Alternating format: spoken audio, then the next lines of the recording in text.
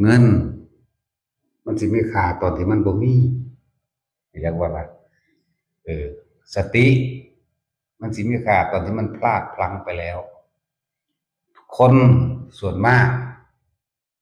ก็คือจะคิดได้เมื่อภายหลังที่สูญเสียสิ่งอันเป็นที่รักมันที่สูญเสียสิ่งที่มีอยู่แล้วมันที่สูญเสียหมู่พวกเพื่อนฝูงหรือที่สูญเสียบุคคลที่ควรรักษาเอาไว้คือคนที่อยู่รวมกันในครอบครัวคนเฮาส่วนมากไปเห็นแต่ผู้อื่นดีเนาะพ่อแม่หลายๆคนมีลูกจัก7-8 คนลูกอีนั่นบักนั้นปีหนึ่งมันมาทีหนึ่งมันเงินให้10,000ย่องแต่มัน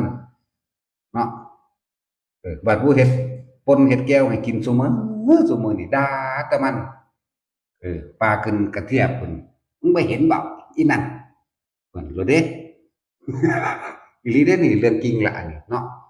เขาก็น้อยอกน้อยใจตัว